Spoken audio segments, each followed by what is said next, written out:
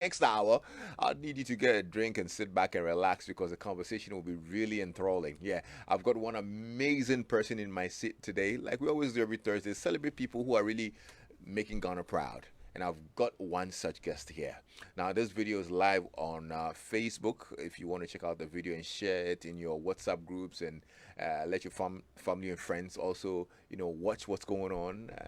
We're live on Joy 99.7 FM as well. If you're driving home, don't worry. When you get home, you don't need to stay in the car. You can just get in there and get your phone and then watch on Facebook. That's basically why we're streaming all of our platforms and on YouTube as well. So, this evening, oh boy, my guest. When I put his picture up, the messages that I got today, oh my goodness. He's got lots of admirers. Yeah, he's an amazing brother. One of the most popular politicians in Ghana right now. And believe me, it's not just his wits, it's his delivery. It's not just the delivery, it's his confidence. It's not just his confidence, it's his knowledge. It's not just the knowledge, too. It's its candor. Yeah, an erudite scholar who keeps learning and adding to it like a sage. And is still able to deliver on his instrumental role here in Ghana as a politician. One of the most outspoken legislators. He has served as an assistant director in the Office of the Head of Civil Service. That was between 2010 and 2013 thereabouts, and was subsequently appointed as the communications specialist to the president between 2014 and 2016. He served on the governing board of the National Information Technology Agency, and prior to his public service, he has run his own private IT consultancy, offering service to various government institutions, the World Bank, UNDP-funded projects in Ghana, as well as private clients. He has a passion for ICT and focuses largely on policy for driving internet penetration and digital inclusion. Currently, he serves as the deputy ranking member of the Communications Select Committee in Ghana's National Parliament. He's also a member of the Public Accounts Committee. He's a member of the Population Caucus and the African Parliamentarians Network Against Corruption. A very staunch Christian. Yeah, charismatic Christian. Married, father of three, lover of football. His team Arsenal are on top of the league, so I see that smile on his face. It's not just because he's here. It's because, Arsenal is on top of the league. You know what I'm saying? He's a member of the National Democratic Congress. He's a second-term member of parliament for the Ningo-Prampram Constituency. From the streets of the University Hall, KNUST, my fellow Katangi, a lion in human form, Samuel Nartey George. You call him Sam George. Lexis Bill. Fellow Judge. So Judge, happy Charlie. to see you, Rest Rest not. Aho. not. And that takes us back to our days in the drama club, the Mass Drama of KNUST. Yeah. Bro. Charlie, we come way back, man. Good evening to our listeners, our viewers. Yeah. And it's good to be here. Charlie, you're a big man, oh. No, Lexis Bill. I see you and I'm Charlie. so happy. Yeah. And what's really beautiful for me is the fact that back in the day on KNUST campus, you had the makings of a great person. It was evident. Oh, yeah. It was really, aside from, the few times you charge at the, always around. I say, hey. The boys come inside. But, You do? You did so much on the campus, and I knew that this man is going to stick out. And definitely, look at you. Charlie. Many years later, the great Sam George. Oh, my story is just beginning. So, for me, it's God's grace. It's a story of grace. I think that from where we've come to where we are, we haven't gotten there yet. Yeah. But I believe that God's grace has been sufficient, and I call myself a grace addict. Because it's been one story of God's grace and God's goodness upon my life, and it's brought us to where we are. Sometimes when I hear you guys introducing me and the fans, I'm like, hey, it's me pa, me fancy. It's me pa mini. Now I hear me say, oh yeah, you know. But people don't know me. This interview, I'm here to give feel about Lexis Bill, because when Lexis came to join Mass Drama on campus, Charlie, that's Christian chaplaincy. The guy came a Mass Drama. It is a dance drama group. where we act and dance. Me, I knew that my dancing, it is quarter and half. So me, I was technical director. Then the brother man can, he say they can dance. And anybody who seen Lexis Bill dancing today, imagine 16 years ago, how horrible he was. The guy. So every time when we're doing the drama and there was a formation dance, we put him at the back. Oh, it's so what is this? Oh, I tell the truth, it's nothing okay. but the truth. End it here. Then from my drama, should I move into Katanga? No. Make her hold your leg. Oh, but Charlie, it's good to see you here. Good to see you. Those are some good times with Cassius Kabute. Yeah, Cassius Kabute. Alfredo Kansi. You know, today one of Ghana's celebrated MCs across in the country. He's going outside of Ghana. I mean, quite a good number of the crew is in the US, in the UK. In time, I find myself in those parts of the world. We hook up once in a while. When they come down, they get in touch. Absolutely. There's Michael Dama, who is a senior medical doctor now. Right. There's Adoma, who, if you remember, there was a time I did a post complaining about the ambulance service, and they said a doctor took me to the cleaners because she said I was welcome to the club. That's Adoma from Mash Drama. Oh, wow. So people didn't know that I knew her personally, and that's why she could express herself that way. I mean, but it's been lovely. Audrey Bettenati, Audrey is working in corporate Ghana in the telecom space. I mean, there's Ashley Bennett. There is Michael Nana Isihini. Yes. You know, so it's Kwame Pocho. Yeah, absolutely. Kwame Pocho. Team 1,000 words. Team 1,000 words. There's Tiema, who's a solid architect. There's Alison Esihini. She features in Uncle Ebo's stage plays as well. She's also an architect. You know, quite a number of good people that came through there. When you look back at all of these, when you look back to 15 years ago, 16 years ago, I mean, what inspiration do you personally get? The fact that, we meet people, and we should never discount the relationships that we build. You understand me? The relationships that we build and the encounters that we have are all meant to shape the story of who we'll be tomorrow. And so you must always live in the moments. You can imagine if we had been in tech for 4 years and we left in 2005. I left in 2005, and it was all just books, and we hadn't had some of these engagements and these experiences and these memories. We hadn't built memories. It would have just been a drab 4 years spent on campus. Absolutely. And so for me, looking back on it, it's been one of the key things for me that everywhere I find myself, every time I'm within in a new circle, I try to learn something from it and make memories that will last me a lifetime. Right. Very important. Now, what's one of the things that sticks out for me is the fact that many years later, you're still learning. I just saw your recent graduation. Yeah. That's last month, isn't it? December, yeah. December. No. Congratulations. Thank you. What was that? It was an MSc in International Strategy and Diplomacy from the London School of Economics.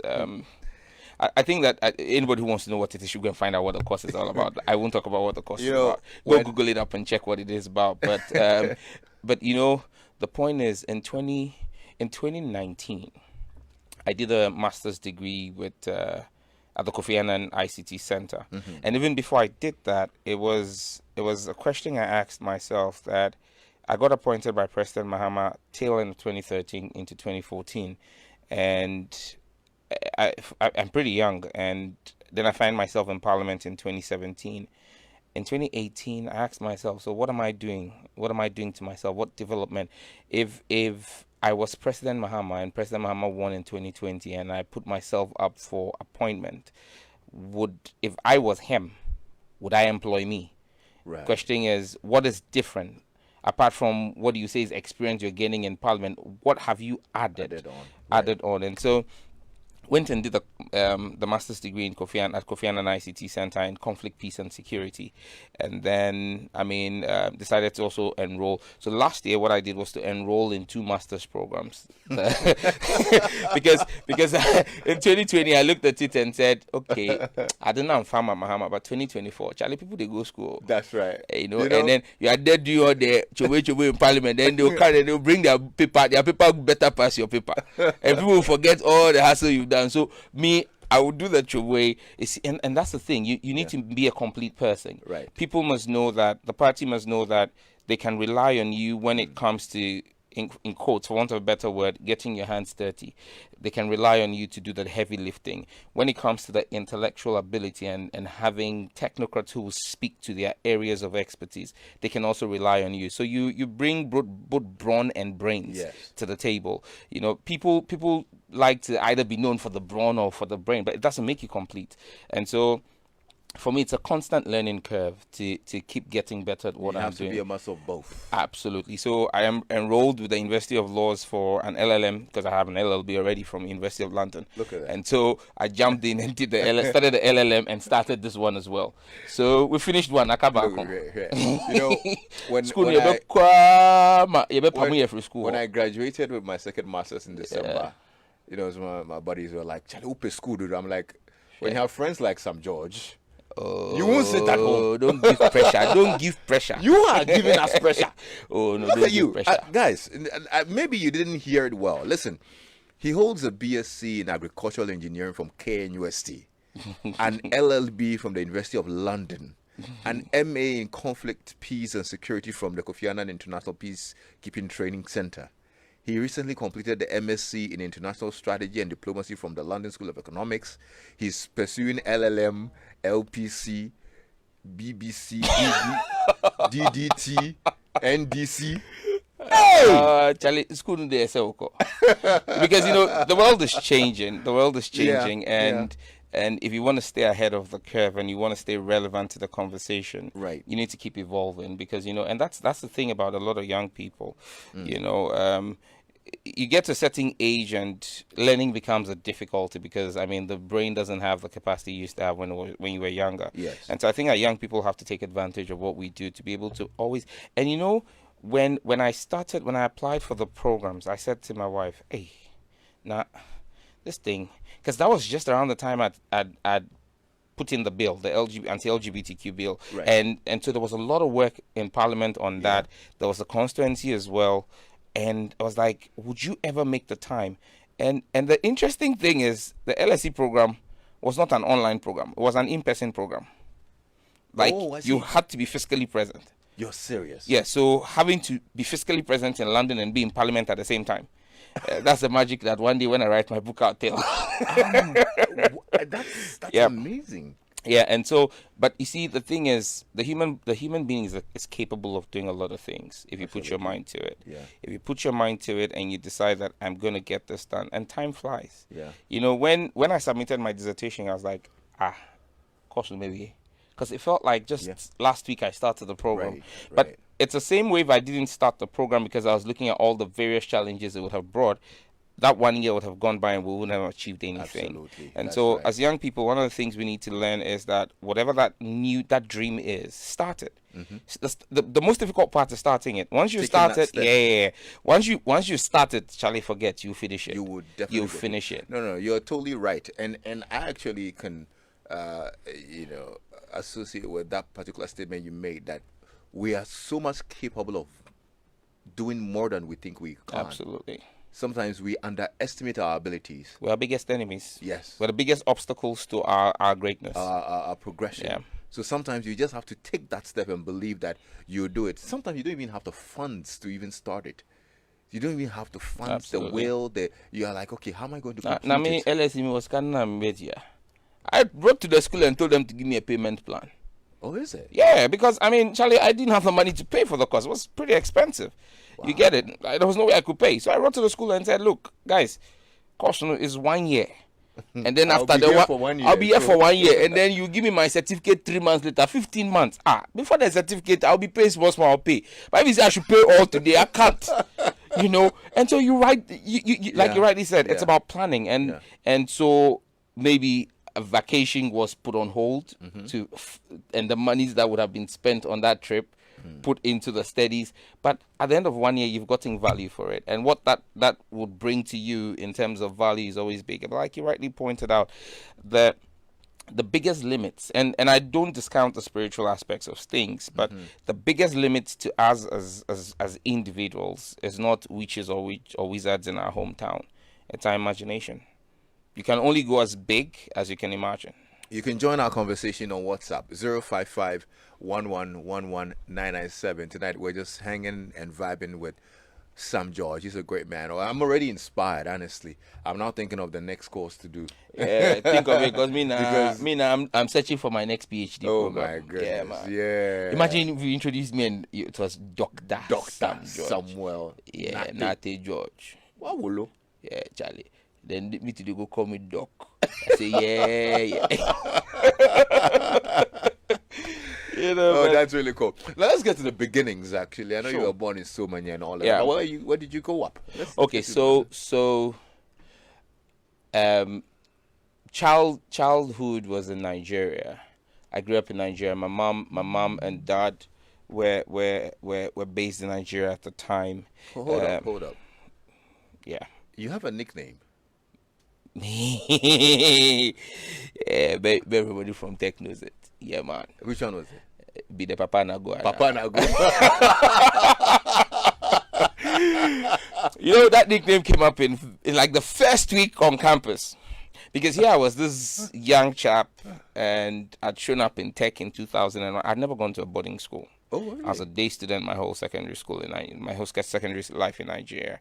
And then I finished school. My parents are like, no, all the people you're rolling with are alleged to be cultists in universities in Nigeria. The occult was big in Nigeria. Okay.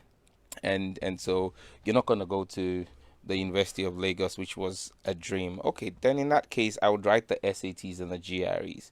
So then I write the SATs and get a 3-quarter scholarship to attend the University of Pennsylvania in Pittsburgh to study nuclear physics, which is what I wanted to do. Are you serious? Yep. Then when I saw the 3-quarter scholarship, I told myself, Charlie, me, now be done. And I started using the F word on everybody in the house, even before I got the ticket. Then though, my father sent my mother, and this thing they can't talk. Charlie, make you no great problems, pal. My father sent my mother to Ghana without me knowing to come and buy forms in Tech. And you see the forms, when you buy it, you have to sign. Yeah. Oh, my mother signed for me, cry. My mother will sign my forms, we submit the forms. So I was there, then they brought me another admission letter here in USC. I said, me call Pittsburgh, Pennsylvania. Sure. You admission letter, I will drop it F-bomb. And they won't come back. You come and shoot us. And that was what literally ended going. And because I was pretty young. I was 15 at the time I gained admission to University of Pennsylvania in Pittsburgh. And so I came to Tech at 16. That's serious. Pretty young. And I came there very Nigerian, very wild, Okay. And I had this, And disappointed. quite disappointed. And then I go to Indies wearing my Adwa Yankee and carrying my briefcase. The first year boy, we got a briefcase, and in my briefcase I had a pen knife. Oh wow. Yeah, and then we went to Indies. I remember very well. That's how I met the guy who became my roommate for 4 years, Kojo Jekedako. I go to Indies, the TV room. And there was this game between Venus and Serena Williams. And I put a bet on Serena. And he put a bet on Venus. And that time we bet 5,000. And at that time, 5,000, 2001, August, 5,000 was the biggest denomination. It was the biggest bill. It was our 200 Ghana cedi. I bet 5,000. I won. When I won, then the boys say, oh, he won't give it to me. And then the other boys there, oh, Allah anyway, they ain't felt man. Me too, my tree wasn't very good. I said, Charlie, give my master, give my money. Take my money, give me. Charlie. I go chook you knife, take my money, give me. Hey. That time to the Nigerian pigeon was very, very deep in there. Oh, the next thing, so I open my bag and pull my pen knife. I said, give my money. Hey, I cry about them. Papa, now go take your thing, But and that was a very wonderful experience. We became friends after that, and we become brothers. Even And he when turned out to be your roommate for 4 years, yeah. And even after we finished the university, we rented an apartment together, lived in the same apartment together till we were both getting married. Oh wow! Yeah, that's how tight we are. That's why I said he's become like a brother to me. Beautiful. But from those were some of the relationships that we made, that we've built and carried on to now. And so So actually, Nigeria. you asked the Papa Nago because you mentioned growing up in Nigeria. Growing up in Nigeria, yeah. Yes. I mean, growing up in Nigeria was fun. Nigeria was a wild place. I was always, first and foremost, I was always the youngest in my class. I was always seen as the Omogana. So, and I think that it to avoid getting bullied, because I had two things going against me. I was younger than every class I was in. I was younger than the average class age and smaller naturally, and then I was Ghanaian. Right. So you were always the one to be picked on. Right. And so to be able to stand up to that, you had to toughen up fast and become tough. Yeah. And so this version of me in politics is really dialed down. Politics is dialed down a lot of the wildness. Empuni. Oh, Charlie. You're mine for the, it's wild. It's really dialed it down a lot because Nigeria is the real definition of the wild west. Wow. Yeah, so I grew up there so I had primary, secondary education there. What lessons did your parents instill in you? Which of them sticks out the most? The fear of God, absolutely. It's one of the things that growing up in Nigeria, my parents made me understand. My parents made me understand that I was as a child of a covenant, and because my parents had been married for 7 years without having a kid. My mom had several miscarriages, and so it was a covenant with God that give me a son.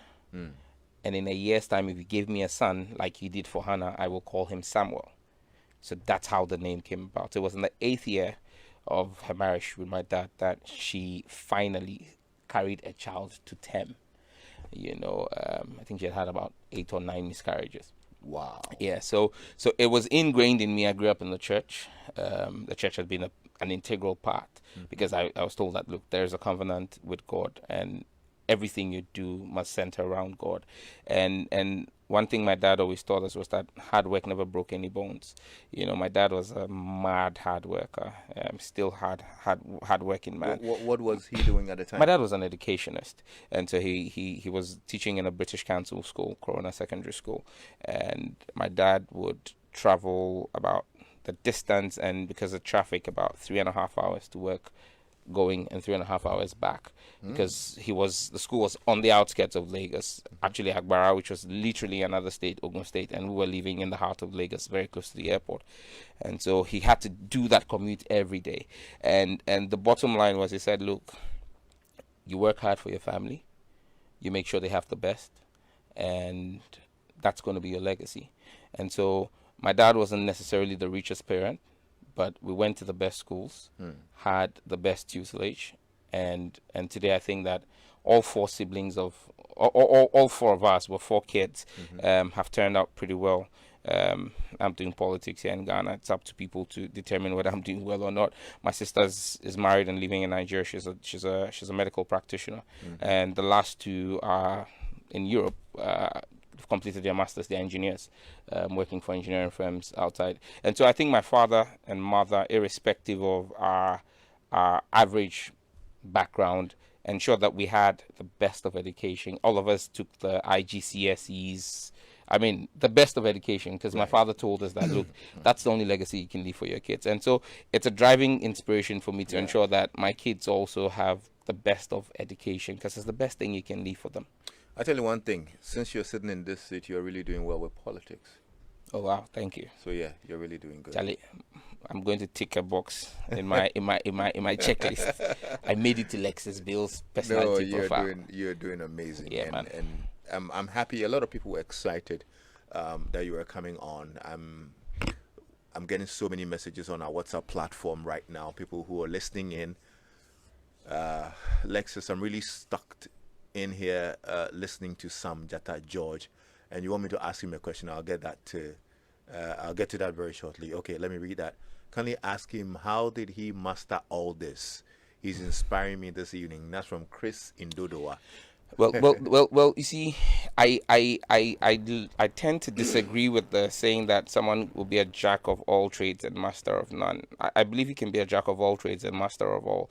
There is nothing you ever ask me, Lexis. Today, if you call me and ask me if I can sew school uniforms, I'll tell you yes. I never say no, because I believe that the gift of a leader is being able to assemble the best team.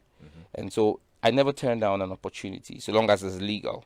I would take it up. Whether I have the expertise or the skill to deliver is inconsequential. I will take it up and look for the expertise, put together the team, and get it done. So for me, it's about learning, and every time I do something new, it's a learning process, And everything I've done in my life has been through learning. So when you read my academic life, you realize that I really haven't done anything professionally in the telecom space, but it's a niche I have grown to be recognized, I believe, in this country for, that when it comes to issues of the telecommunications and communications industry, Sam George will be able to give you some facts and figures about it. Because even though I may not have been trained in that sector or worked in that sector, I've chosen to learn the sector and try to be good at it. When we're doing other things in ICT, we also learned to be the best at what we're doing. So, yeah. No, that's great stuff. Okay. So, fast forward. No, but before then, back in Nigeria, was there a certain career path you always wanted to chart? First, I wanted to be a pilot. As a kid, I wanted to be a pilot. Where did that inspiration come from? I saw my dad's. I had a friend who was whose dad was Brazilian. He was half caste. His dad was Brazilian. His mom was Nigerian. And I always fancied the uniform, and being at times you're paying a visit and the dad comes back home with the wings and then the smart uniform of the pilot. And so I always wanted to be a pilot. In fact, just last week I was telling my wife that I was hoping to, after winding down on the LLM, the next side challenge I'll take apart from academics was to learn how to fly. There's an airstrip in my constituency, the Fenya airstrip, and there's a private school there, so I want to take it up and learn how to fly, because there's always been a childhood dream to learn how to fly, and so I wanted to be a pilot. From there, the desire to be a soldier came in. The desire to be a soldier. In fact, and that's why in CAT, I was in the CAT cadet. I was in the Battalion. I became the RSM for the CAT cadet in final year. I did join the cadets as well. So back in CAT. In CAT. So and when we're finishing, I bought the forms to join the Ghana Army. But then I was young and stupid.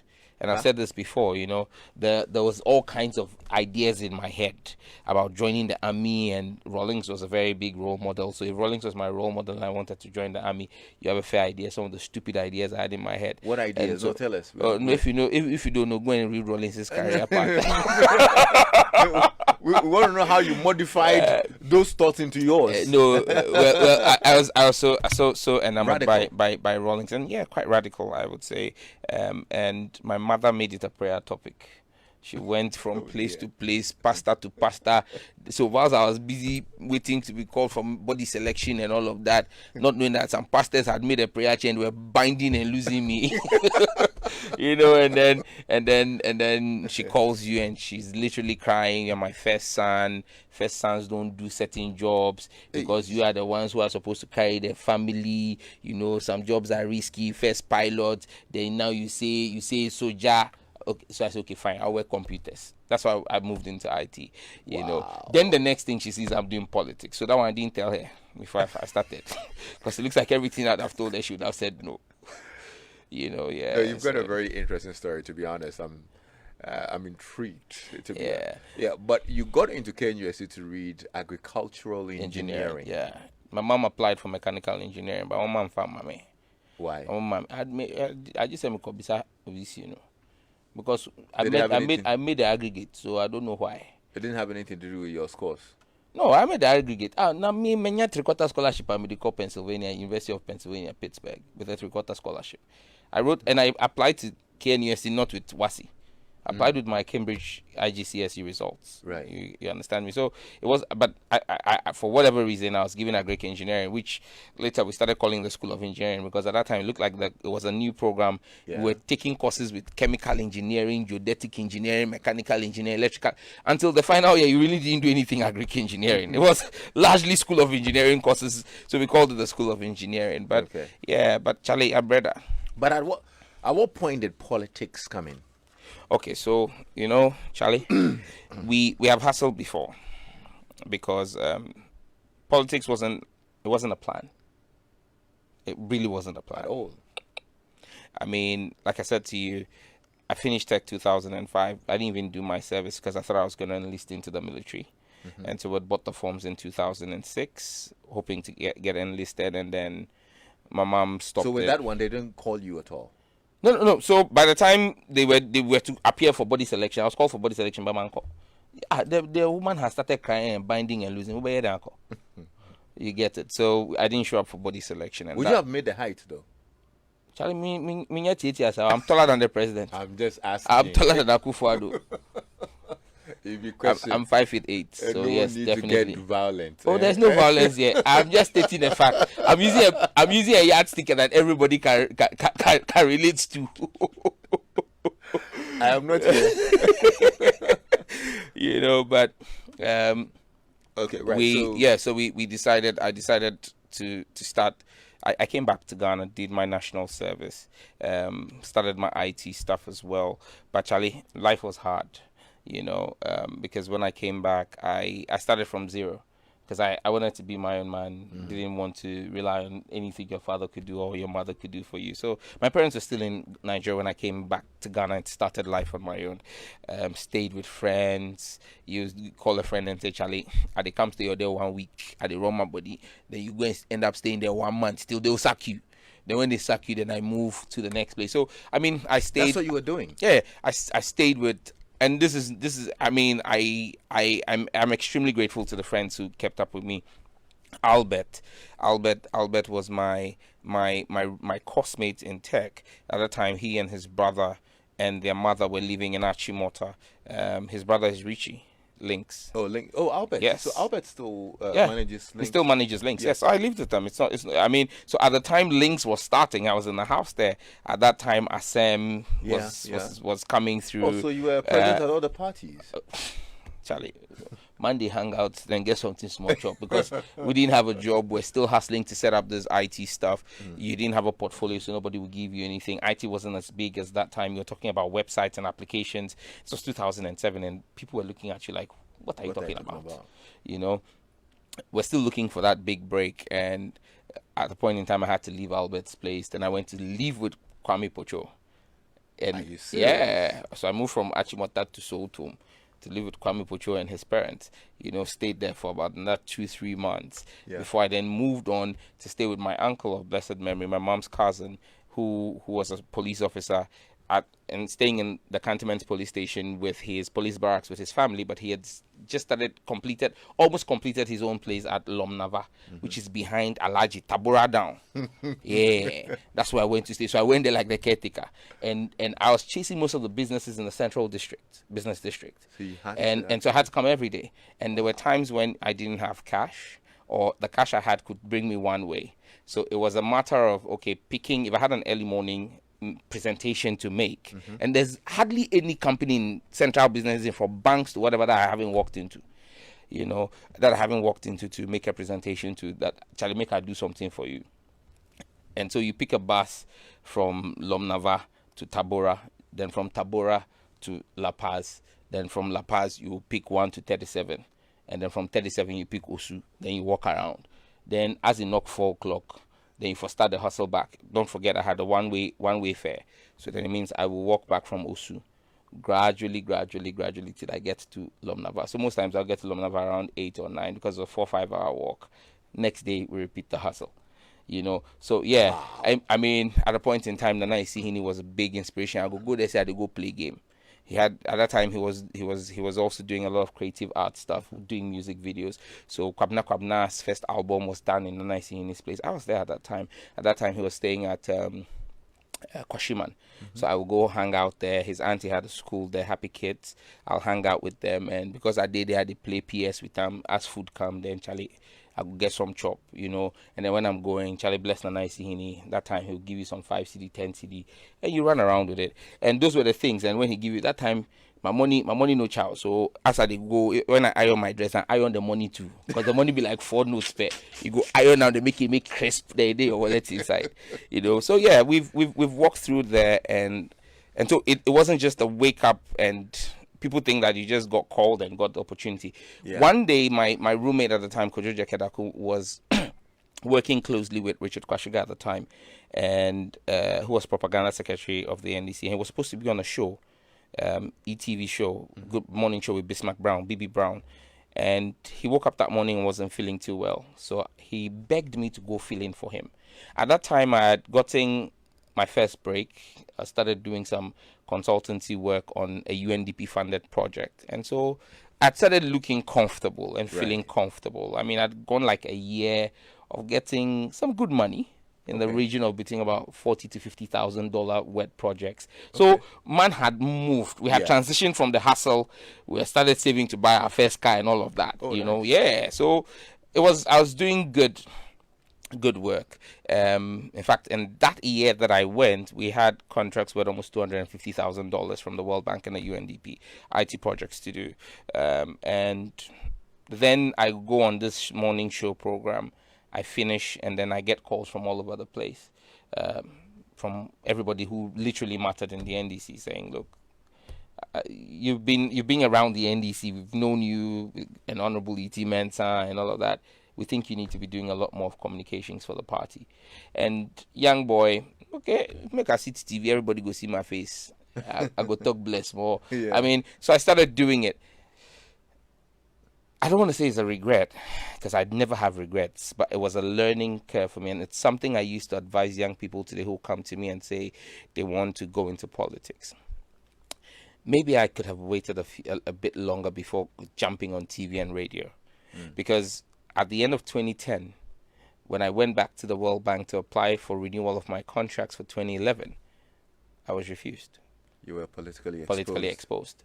Because I had now become a face and a voice for a political party. And so it's one thing I say to young people today. I say to them, it's not wrong to want to come into politics quickly or young, but I think that it helps when you've built a solid career and there's a track record that you come in with. I mean, everything aside, by the time I started doing frontline politics, it was 2010. I'd run a business for about 3 years. We'd done some good work.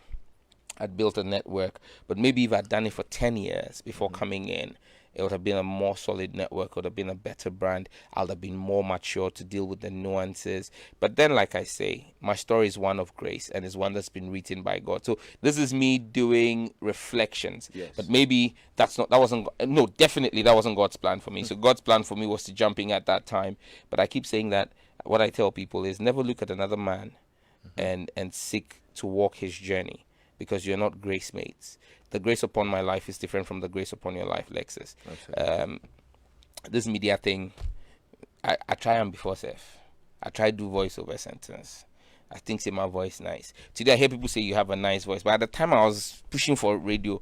I sounded horrible because God knew that wasn't my plan. It wasn't His plan for me. You understand me? So it'd be like that time if I talk finish, then it makes some angel can change that thing. Then if you listen to stuff, they sound nice because He had a plan and purpose for me. And so when I speak at functions and young people walk up to me and say, "I want to be like you," it breaks my heart. I tell them, "You're breaking my heart," and they say, "Why?"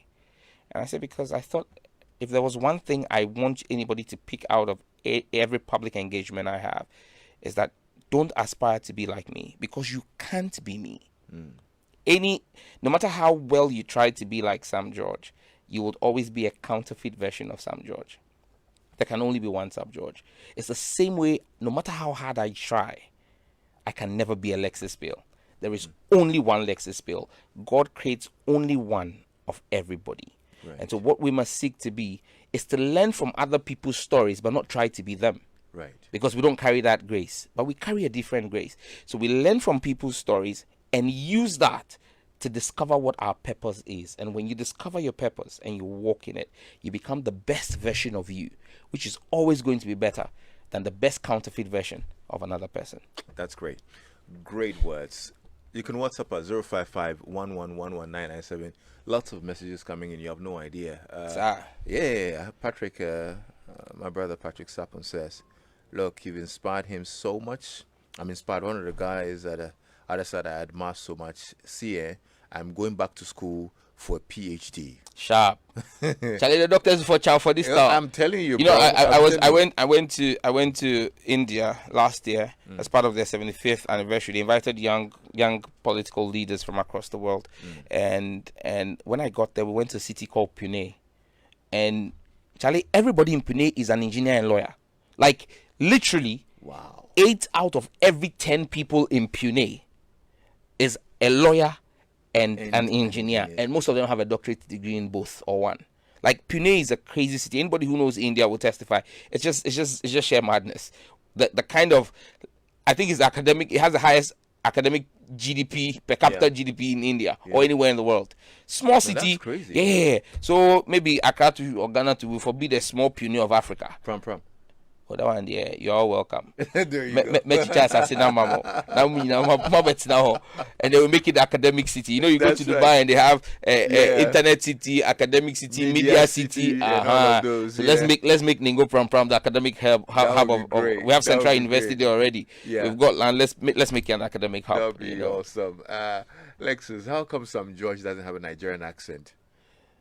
Well, you want me to talk like a Nigeria? If I meet Nigeria boys, I feel young like Nigeria. I go feel even yak by everything where Nigeria people they talk. But you see, But you lost it from Osu to Lomnaba. If you walk that distance, you go lose some. I lose them small, but you see it's day inside. It's day It's inside, day inside. Now sort of the ginger. If it's ginger like that, we start talk. They are the flow it out. But strangely, Nigeria, we used to listen to the Ghanaian pidgin and love it. And the other day I was talking to someone and saying that the Ghanaian creative arts just need a revamp, because growing up in Nigeria, before there were telenovelas, before there was Rosalinda and Esmeralda and all of those things that came and took over the airwaves. The biggest telenovela that my parents, who were so into God, would make us run from church as soon as church closes to be able to catch at 8:30 to 9 on Nigerian TV was Inspector Bediako. That's right. That's how big it was. Yeah. You understand me? Yeah. We've lost it. Now our TV stations are all showing Nigerian movies that are all full of rituals and the things that happen there, and those things are beginning to influence the next generation of Ghanaians. Right. Sadly, yeah. That's sad. Good evening, Lexus. Sam George is knowledgeable. Guys, can you scroll up? Yeah, I like to listen to him. I like to read his posts on social media. I follow him on Twitter. Thank you for bringing him on so I can learn a thing or two again from him. That's from Mamley in Canton. Thanks, Mamley. Dede says, indeed, you're a great man. Very bold and intelligent. He will always fight for all concerning national issues. I wish him all the best. Sure. So, at the time you started speaking for the NDC, did you really buy into the ideologies of the NDC? Growing up at home, I wasn't my dad wasn't very political, but I knew the family was, and so every time we came home, I knew that the family was largely NDC. My grandfather was the first. My grandfather, basically my grandmother's brother, so my father's uncle, was the first chairman of the NDC Ningo-Prampram, Chairman Akboa. They were the ones who decided in '96 that Honorable E.T. Mensah should come and contest as Member of Parliament. At that time, he was a Minister for Youth and Sports, and so I mean, we knew that Rawlings used to come and visit Chairman Akboa. Chairman Akboa used to bring all the guys from Cote d'Ivoire who had gone on upload, or he will hire the buses and bring them. So it was there in the family. The family had always been NDC, and so it had always been a consideration. When I did my national service, I was posted to do my national service in the office of the Vice President at the time, then Aliyu Mahama, in 2007. Okay. We had to go for a security screening, and in that form, they ask you what your political affiliation is. I wrote NDC. Oh. Yeah, because that was what my political affiliation was. But I go do my job, I finish where I leave. So Dale. back in 2015, you toppled E.T. Mensah. Same way. One of the biggest upsets in election history. Same way. How's your relationship with him? I'm his MP. He's my constituent. That's all. But I have 100,000 constituents who vote, and I have 365,000 people who live in my constituency. So my relationship with everybody is the way it is with him. I'm their MP. He's my constituent. I offer MP services to him. Anytime he needs me and he calls upon me, I would be there for him as his MP. Okay. He shock you. You're off. Oh my God. How was your first time in Parliament? Any shockers?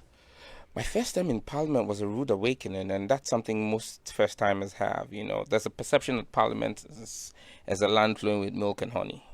Charlie, Forget it, man. If you come parliament, that way you say MPs, it be packaging. It's packaging. Look, Yes, I don't it think that there's any profession that owe bank loans more than members of parliament. Charlie, they walk there, they drive their V8, Charlie, loans. That's serious. Oh yeah, man. I mean, Charlie, I know MPs who go home with less than 1,000 Ghana cedis after they TT all the loans from them as salary.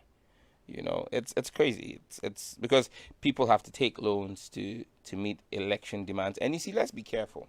I know that the next thing is, but who forced you to go and do it?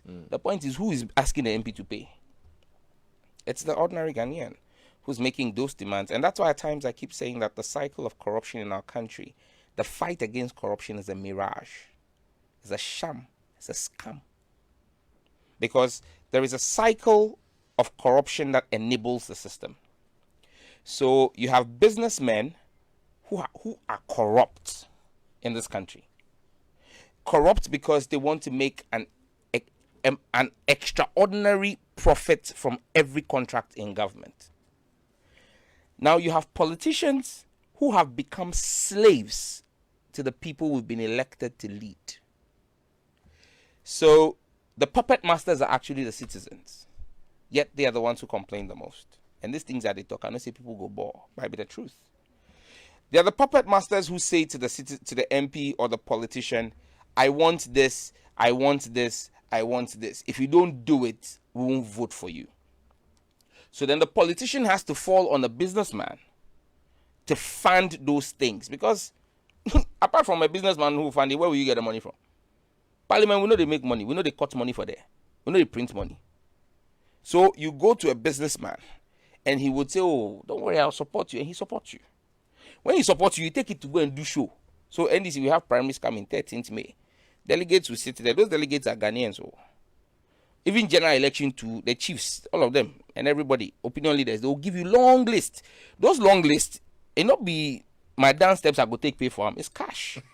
And so I have to go and raise that cash from a businessman. Now that businessman is looking at tomorrow. So tomorrow the NDC comes to power. And Sam George is put in a ministry.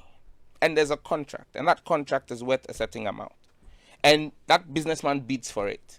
He may be qualified, all right. But if he increases the price, and then you say to him, oh, but this thing is too high, he will ask you, now, can I remember 8 years now opposition?